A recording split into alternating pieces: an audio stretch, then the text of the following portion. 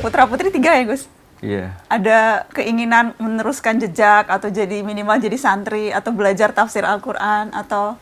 Ya kalau keinginan iya, tapi ya alami tadi. Karena kalau nggak pilihannya anak-anak juga repot.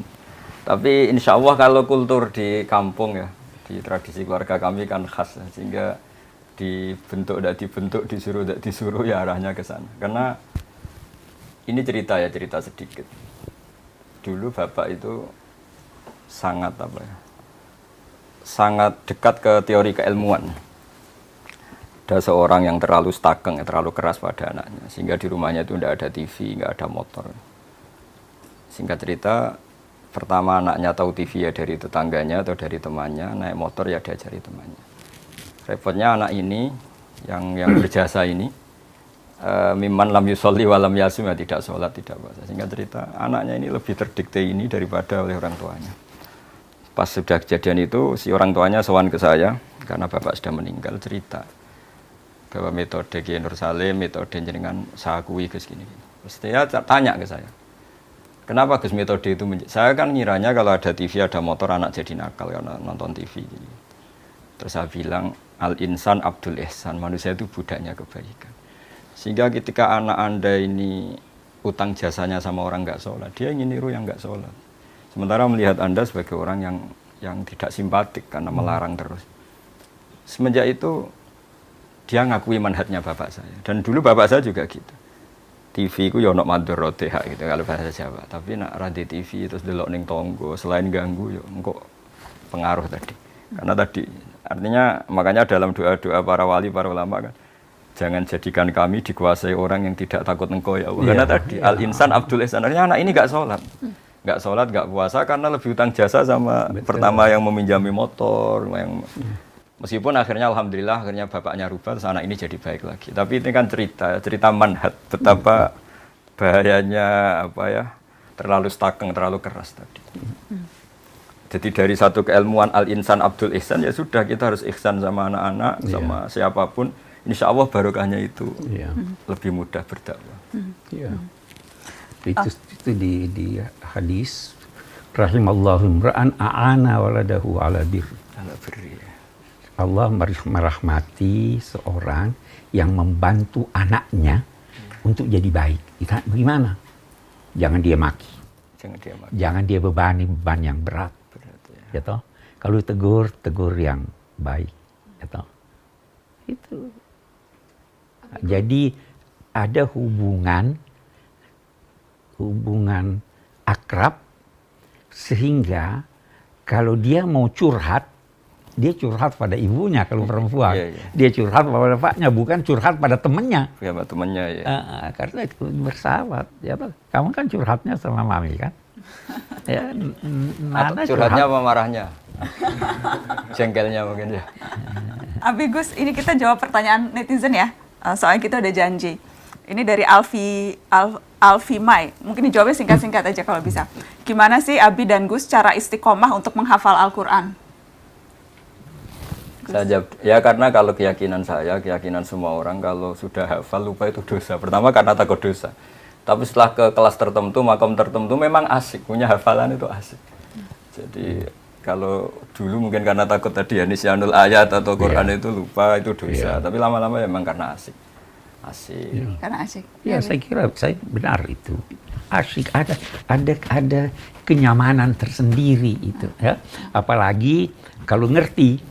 Karena itu sangat membantu dalam menghafal, menghubungkan ini tadi ceritanya ini begini. Jadi sebenarnya sangat mudah hafal itu, tapi sangat mudah lupa. Yang kedua itu yang sering terjadi. Ya, sangat mudah. Tapi karena kalau dipahami itu jadi lebih mudah. Oh iya, jauh lebih mudah dipahami daripada tidak. Salah satu itu kan untuk kan harus dicantolkan itu ingatan supaya dia ini. Ini nyambung ke pertanyaan Nita Desya. Bagaimana jika sampai mati saya tidak tahu arti keseluruhan isi Al-Quran, apalagi tafsirnya? Apakah saya berdosa? Hanya dibaca sampai hatam berkali-kali, baca terjemahannya juga jarang-jarang. Saat titip salam sama Gus Baha, saya sudah beli Al-Quran terjemahan yang UII. Gitu. Kalau sampai dosa enggak lah, kan kalau paham semua itu fardu kifayah. 1-2 orang di kawasan itu memahami ini sudah cukup. Dan mulai dulu pun ya enggak semuanya paham Quran. Cuma bahwa baca khatam mungkin terus belajar itu bukti cinta itu insya Allah cukup untuk sowan lah nanti kepada Allah anta ma'aman ahbabta atau almarhum ma'aman ahabba. Iya. Saya punya cerita dulu ada seorang wali yang masih bernambah sama saya itu. Orang yang sudah mau meninggal 2 tahun atau 3 tahun sudah sepuh tetap disuruh ngapalkan Quran. Biasanya 2 juz meninggal, 3 juz meninggal. Sehingga cerita anak-anaknya tanya ke wali tadi, kenapa Mbah sudah sepuh disuruh ngapalkan, disuruh belajar? Ya setidaknya pas mati masih masuk hadis man salaka thariqan yaltamisu fihi ilman. Jadi ketika dia mati dalam keadaan mencari-cari ilmu. Iya. Diusahakan selalu untuk Jadi tidak ada alasan untuk tidak belajar. Mungkin metodenya diubah. Jangan hanya baca, sambil baca terjemahan dia. Terlalu meningkat begitu ya. Ini ada pertanyaan buat Abi dan buat Gus Baha. Siapa ahli tafsir yang paling mempengaruhi pemikiran Abi dan Gus Baha dari Labi? Ini yang repot, karena bacanya banyak. Dan bacanya banyak itu pasti dalam konteks akademik atau keilmuan tafsir itu ya plus minus. Mungkin kalau rasa Jawa saya suka Syekh Nawawi. Tapi dalam rangka tangkeh dari cerita-cerita Israiliyat apa, menghindari cerita-cerita Israiliyat kayaknya Syekh Nawawi terlalu longgar pakai Israiliyat sehingga kita ya repot juga. Jadi Mbah Mun sering cerita gini ke saya. Kalau baca tafsir ya jangan mengikat kamu karena Quran ausa'u minhu. Quran selalu lebih luas ketimbang tafsir itu sendiri. Jadi saya masih ingat ketika baca kitabnya, bukunya Pak Quraisy Membumikan Al-Quran. Dulu ramai sekali Pak Quraisy. Ketika min alaq, itu kan diterjemahkan dulu orang-orang atau banyak kiai yang baca dari segumpal darah. Pakar-pakar embriologi bilang itu embrio atau zigot yang yang menempel di dinding rahim. Tapi di banyak tafsir-tafsir modern memang alakin dari kosakata aliko ya'liko alakon, sehingga sesuatu yang menempel. Terus saya bilang, ramai sekali diskusi itu di kalangan kita, ya, di kalangan peneliti muda, pas itu masih sama-sama muda. Kalau tafsir salah, misalnya salah, Qur'annya tidak akan salah, karena makna segumpal darah itu maknanya mufassir, bukan maknanya Qur'an, kata saya. Nah itu akan selalu begitu Mbak Nana di semua ayat. Jadi kalau mufassirnya dalam tanda kutip bisa salah, atau memang betul salah, Qur'annya tidak bisa salah, karena yahtamilu wujuhan masih menerima sekian kemungkinan. Ya, prinsipnya tidak ada penafsir Al-Quran yang tidak salah. Saya pasti salah. Bisa jadi benar pada masanya, pada masa lain sudah tidak benar. Bisa jadi benar pada tinjauannya, karena dia punya kecenderungan ini, yang lain punya tinjauan lain. Ya toh, jadi tidak bisa kita berkata hanya dipengaruhi oleh ini. Kalau dia ilmuwan. Kalau dia hanya nyontek ya udah. Jadi seperti Abi, misalnya Abi dipengaruhi oleh banyak sekali. Oh banyak sekali, banyak sekali. Terus banyak dipengaruhi, resikonya bisa dua, bisa nggak jelas, bisa alim banget. Resikonya ekstrim ya Gus, bisa ekstrim. Ini ada pertanyaan Fahri Al-Fajar, Abiku. Bagaimana caranya bisa ketemu Rasulullah walau hanya sebatas mimpi? Nah ini Pak Quraisy yang kasuhan. Ada tuh uraian-uraian ulama tentang itu. Yang pertama teladani.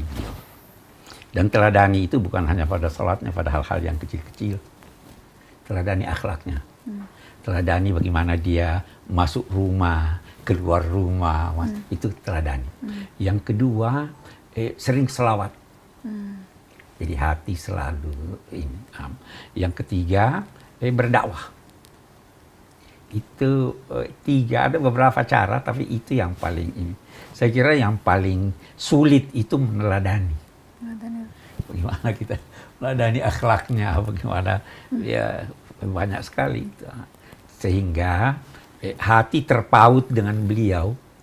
Dan dari segi ilmu jiwa juga kan ada itu. Kalau terpaut hati bisa mimpi. Nah, tapi ini kalau Rasulullah itu yang mimpi itu pasti benar. Maksudnya mimpi yang pasti benar itu kalau mimpi Rasul. Begitu loh Gus ya. Walaupun kita fil manam faqatra'ani haqqan. Fa inna syaitan la yatamatsalu. Dan kita kalau mimpi kita tahu itu bertemu Rasulullah, kita tahu ya. Walaupun kita tidak pernah melihat, kita tidak tahu wujudnya, tapi ketika kita mimpi itu pasti. Rasul, ya. Dan yang mimpi itu bisa bermacam-macam. Mungkin waktu dia lihat, oh ini kok muda, ini kok tua, dan itu nanti ada tafsirnya lagi. Apanya? Oke. Mimpi Rasul tidak mungkin salah. Mimpi Tuhan pasti salah. Karena laisa kamitslihi syai'un. Iya. Oke. Ini pertanyaannya ringan. Gus, bolehkah mensalawati seseorang supaya bisa berjodoh? Ya kalau harapan terus kepada Allah ya bagus lah. Terus yang dipakai sholawat ya. Wah, ini ada 4-nya. Bagaimana? Kalau yang nggak bagus itu kan memaksakan kehendak ya. Kalau harapan kan ya bagus. Oh, iya. Jadi nggak apa-apa bersalawat supaya dapat jodoh? Ya kan Ini langsung nyatet lagi. di antaranya sarana ya, sarana qadul hawaid supaya hajat kita kesampaian kan memperbanyak sholawat. Apalagi calon itu yang kita idam-idamkan karena kesalehannya, karena kebaikannya kan nggak masalah. Yang penting banyak bersalawat. Oke. Dari Hanum, Assalamualaikum Mbak Nana, tolong tanyakan Gus Baha, kapan mau punya akun Instagram? Masuk kalah sama Abi Quraisy. Nah, itu. Abi juga akun Instagramnya, kadang saya sih yang suka update akun Instagram Abi. Tapi Abi baca ya, Abi baca, Abi ngikutin. Dulu Abi Twitteran, sekarang udah nggak sempet. Tapi Abi tetap up to Ya date. jawabannya kapan-kapan atau memang nggak ingin. Karena tadi saya kan sibuk di rumah itu kan banyak yang ngaji tahfidz itu. Jadi membayangkan santri seneng ikut seneng, kalau kesulitan ngaji ikut. Ya pokoknya alihima anitum lah, kalau melihat santri susah belajar ya kita ikut susah. Betul. Jadi itu udah nyita waktu. Kalau WA aja nggak ada ya Gus, apalagi Nggak ada, Instagram. ya, Instagram. Ini titip tanya, siapa Kang Ruhin dan Kang Mustafa yang sering disebut-sebut oleh Gus Baha? Dalam setiap dakwah jika mencontohkan A atau B kan selalu pakai nama Ruhin dan Mustafa. Siapa itu Gus? Itu orang beneran atau? Orang beneran. Jadi saya itu ngaji kan, saya itu termasuk orang yang menghindari diundang acara-acara publik, kecuali pernah sepuh atau guru. Sehingga sebenarnya ngaji saya itu hanya istiqomah di Jogja sama di rumah. Nah, dulu kan saya kerja di UIPres tapi sambil ngaji. Karena saya ini nggak ngaji memang. Singkat cerita, 2 orang ini termasuk yang pertama. Ketika masih 20, masih di kontrakan Pak Gures, masih ikut ngaji. Karena adatnya pondok itu gejlok-gejlokan. Ya akrab betul ya, mereka anggap saya gurunya tapi ya berani makan di depan saya, berani apa saja karena ya memang akrab. Dan saya ngenang Nabi itu juga gampang saja kalau ada sahabat yang sering digojlok Nabi apa. Jadi sederhana sampai Nabi ada sahabat dipanggil Abu Hurairah, kadang dipanggil Abu Hirin. Jadi ceria sekali dulu Nabi dakwah itu. Iya, betul. Ada sahabat yang nama kamu siapa? Saya Huzan.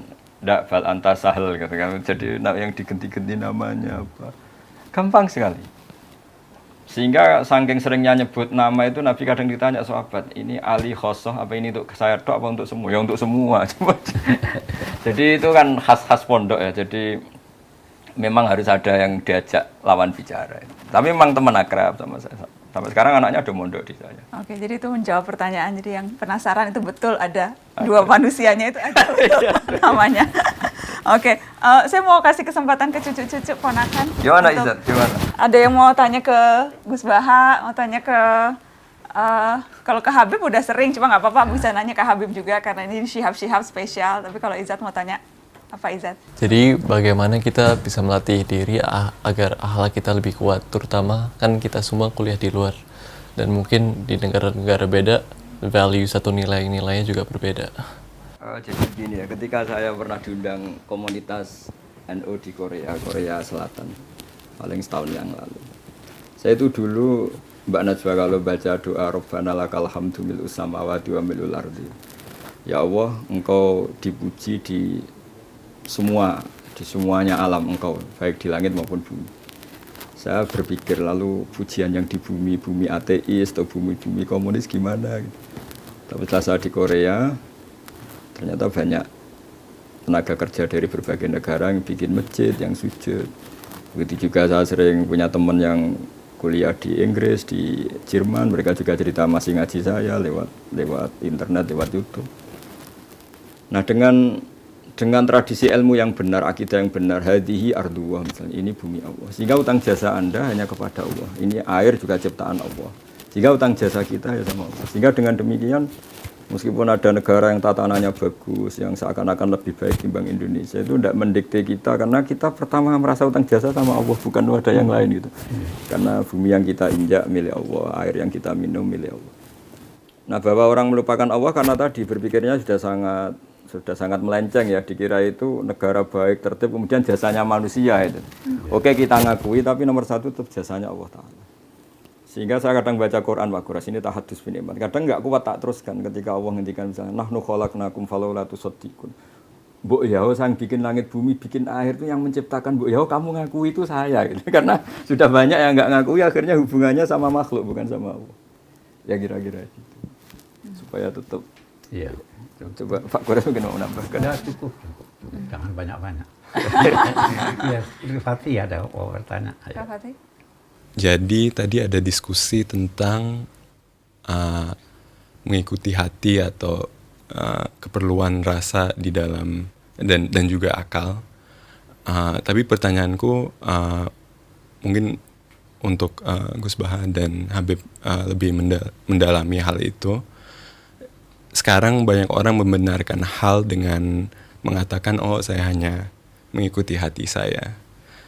Dan mungkin hal-hal itu mungkin bisa aja kurang baik atau mungkin tidak, ya mungkin saja hal itu tidak benar atau bisa menyakiti orang lain. Jadi pertanyaanku adalah,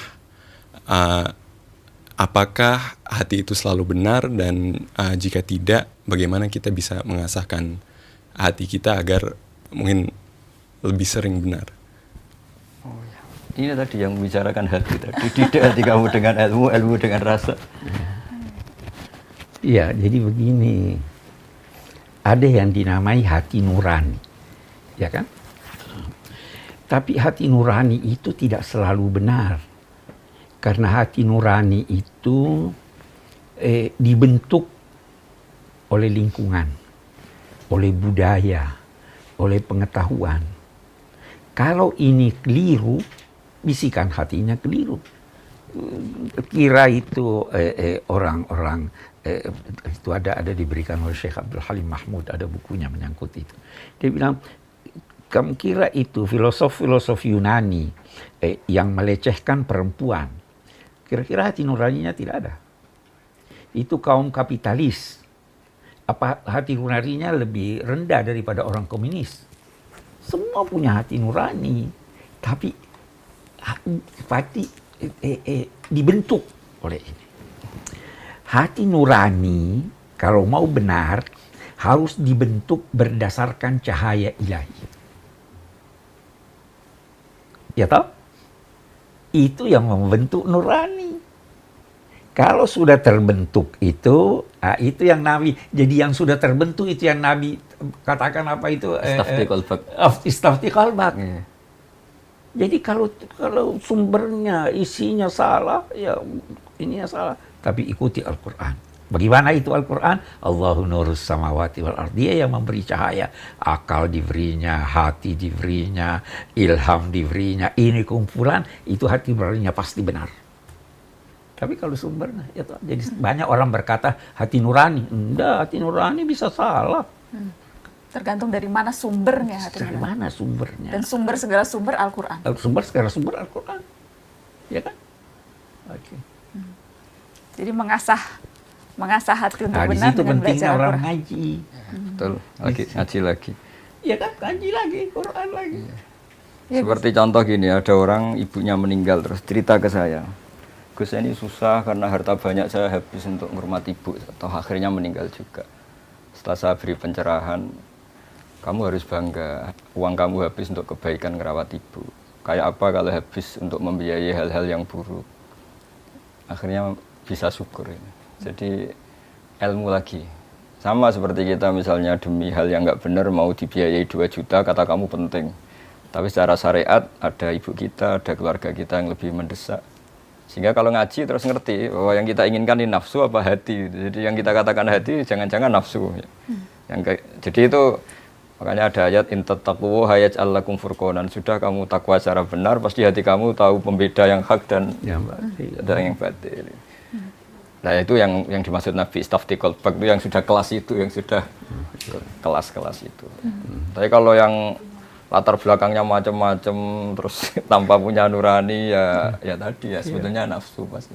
Ini nyambung ke pertanyaan sebelum ke Nishrin ya, ini nyambung ke pertanyaan Yuni. Mbak Nana pengen tanya sama Gus Baha dan Abi, bagaimana cara menghadirkan Allah di hati kita sedangkan Allah itu tak terbayang? Nyambung ke yang tadi, Gus. Jadi kalau di surat Waqiah itu orang dilatih tadi Mbak Najwa ya. Nahnu khalaqnakum falaula tusaddiqun. Hubungan terdekat kamu itu dengan saya kata Allah, karena saya menciptakan kamu. Seperti dalam kehidupan nyata saja hubungan dekat jenengan sama ibu sama bapak, karena manusia yang menjadikan sebab wujud Anda. Lah Allah memaklumatkan dirinya juga gitu. Saya ini yang menciptakan kamu, harusnya kamu terdekat sama saya. Ketika kamu minum, apa kalian menciptakan air? Antum anzaltumuhu minal musni, apa kamu yang menciptakan awan yang menjadi air? Ketika kita bercocok tanam kata Allah, apa kamu yang menghidupkan tanaman itu? Semuanya saya. Nah, dengan merasa tergantung itu kepada Allah ketika kita masih janin ya, dikelola Allah sedemikian rupa di rahim ibu. Kita tidak tahu cara menyediakan Allah oksigen, kita tidak tahu cara Allah mengatur kesediaan air, padahal dunia sudah seperti ini. Dengan seperti itu kan sering tergantung sama Allah. Makanya di tafsir itu inti dari tasawuf itu antumul fuqara ila wa faqir, semua harus merasa butuh sama Allah. Ya, mungkin Pak Grace bisa menambahkan itu. Ya, tapi tambahkan ya. Bisakah Tuhan dilihat? Tidak bisa ya? Sebenarnya bisa. Melalui alam raya. Jadi ada itu istilah tajalli. Tuhan menampakkan dirinya sesuai kemampuan kita melihat. Kita tidak bisa lihat Tuhan. Mata kita terlalu, lihat matahari aja tidak bisa lama-lama, ya kan? Maka Tuhan ingin memperkenalkan dirinya. Dia ciptakan alam raya itu tadi yang dibilang khalaqtul khalqa liya'rifuni. Apa? Lihat. Kenapa ada ini? Kenapa ada itu? Tidak mungkin itu ada kalau tidak ada yang mengadakan. Maka lahir, oh ini dia hebat ini, kok bisa begini, bisa begini, bisa begini. Jadi karena itu dalam konteks mengingat ada yang dinamai jangkar. Jangkar emosi, jangkar ingatan. Itu lihat itu foto. Itu yang di atas. Lihat itu terus ingat ayah. Iya. Betul. Jangkar untuk kita ingat. Kenapa kita pasang ayat-ayat Quran di rumah? Itu jangkar. Ya toh? Nah, ini orang tidak mau pakai jangkarnya. Jadi dia lupa. Tapi jadikan semuanya jangkar. Semua bisa jadi jangkar. Dengar guntur, ingat Tuhan. Ada doanya kan? Subhanallah di yusabbihu ra'du bihamdih. Ya. Jadi itu yang diajarkan supaya selalu ingat. Oh ini begini. Jadi tidak pernah lupa. Oke. Nishrin? Oke, sebenarnya ini sekalian curhat juga ya. Boleh, nggak apa-apa curhat. Sebenarnya yang aku alamin, baik teman-teman aku juga kayak nggak ngerasa atau nggak tahu makna di balik ritual-ritual tersebut. Nah, gimana kita, mungkin bisa cerita pengalaman sendiri, gimana kita bisa bergerak dari pelajaran-pelajaran agama Islam atau pengertian-pengertian agama Islam yang sebatas ritual doang pada diskusi-diskusi yang lebih dalam, yang lebih spiritual dan bermakna. Jawabannya proses. Ya semuanya itu proses. Dulu saya juga sering ditanya anak-anak SMA, ketika di Jogja sering ditanya anak-anak kuliah, gimana Gus kalau sholat supaya ingat Allah? Terus, padahal saya tidak paham lafaz-lafaz itu, kalimat-kalimat itu maknanya apa. Ya saya jawab, setidaknya kamu dengan sujud tahulah harus tunduk kepada siapa, kepada Zat yang Maha Besar, Allahu Akbar. Jadi kalau kaidah di kitab usul fikih la yudraku kulluh la yudraku kulluh, kalau tidak bisa semua secara total ya sebagian-sebagiannya kita tahulah. Misalnya makna-makna ayat Quran susah, ya Allah Akbar, Allah Maha Besar. Ketika sujud implementasi dari ketundukan seorang hamba kepada Allah. Terus ada yang sedang punya banyak masalah, sebesar-besar masalah kita masih besar ampunan Allah, rahmat Allah. Kalau kita sudah berusaha mencari calon istri tapi belum berhasil, dapat putus, apakah tandanya kita harus pasrah, Gus? Harusnya mulai usaha juga sudah sambil pasrah. Dari awal harus sudah pasrah. Iya. Ini mesakno Gus, ini belum dapat putus. Coba tolong ditenangkan. Kalau saya dukun sih terus tak kasih aji-aji, berhubung saya ada dukun ya. Nasihatnya ya sabar aja sambil berusaha. Oh, itu terus Saya mau jawab singkat. Kalau Anda mau pasangan laki-laki bagi perempuan, perempuan bagi laki-laki yang sempurna, kawinnya di sorga. Di dunia ini tidak ada yang tidak berkekurangan. Jadi itu pilihlah. Ada pilihan, pilihlah yang agamanya baik. Oke. Setelah itu nanti pilih yang lainnya kan fasfar bizatidin tariwat yadak. Oke. Jadi jangan mencari yang sempurna. Jangan mencari yang Tetap sempurna. usaha. Tidak mungkin dapat yang sempurna. Semua ada kekurangannya. Yang sempurna lamunan saja. Lamunan saja. Di lamunan. Nisrin, jangan cari yang sempurna. Ini nggak apa-apa ya para jomblo kita jawab ya supaya tenang hatinya. Dari Musbir, bagaimana cara ta'aruf yang benar menurut syariat agama, Gus? Ya yang nggak ada pelanggaran syariat jawabannya. Simpel, jangan melanggar syariat. Itu cara ta'aruf yang benar. Tapi dekat, berkenalan, mencari tahu itu masih oke kan, Gus? Ya pokoknya kalau masih dalam proses yang baik dan untuk hal yang baik itu kan masih ditoleransi oleh syariat. Iya. Terus tidak Ya huluan. kunjungi rumahnya, kenalan sama orang tuanya. Kan pantangannya tuh huluwah Pak Gores ya. Iya. Jadi sama-sama keluarga. Jangan beli kucing dalam karung. Harus kenal. Harus kenal. Nabi suruh kenal. Dulu merasa cukup dengan melihat. Sekarang tidak. Harus dengar suaranya gimana. Ya kan? Ya, oke. Oke, jadi tetap harus kenal gitu ya. Oke, ini ada lagi kita kumpulkan nih yang jomblo-jomblo biar sekalian. Mana nih satu lagi tadi sebentar. Oh enggak, ini bukan soal jomblo tapi ini juga netizen secara umum. Dari Lestari mau bertanya dong, Mbak Nana, mohon pendapatnya kalau kita menjadi fans yang ngefans banget sama idola atau menjadi fans seperti K-pop yang sangat fanatik itu sebetulnya tidak apa-apa atau sebaiknya jangan kalau kita mengidolakan sesuatu sampai fanatik luar biasa. Ya lah, pasti jawabannya jangan. Kalau apa-apa berlebihan pasti tidak baik. Karena nanti resikonya gampang kecewa. Oke, jadi segala sesuatu yang berlebihan itu tidak baik, termasuk berlebihan ngefans berlebihan itu juga tidak baik. Iya, itu dari dulu begitu. Ada orang-orang yang terlalu ngefans pada Nabi, sampai pada Nabi. Begitu ada berita Nabi meninggal, dia murtad. Iya, karena berlebihan. Karena berlebihan. Jangan menilai sesuatu karena ada unsur materi. Jangan menilai sesuatu karena orangnya. Nilailah sesuatu itu berkat substansi yang ada padanya. Iya kan? Oh itu dia yang bilang begini, ulama ini, profesor ini. Belum tentu benar. Ya toh, jadi. Banyak juga kan calon jemaah haji yang sudah menabung bertahun-tahun, sudah betul-betul rindu ingin datang, kemudian tiba-tiba karena situasi, rencana berubah, sulit untuk mengikhlaskan itu sulit buat atau rela tidak pergi padahal sudah dibayang-bayangkan dan sebagainya. Bagaimana mengobati kekecewaan mereka yang tidak bisa ke tanah suci tahun ini?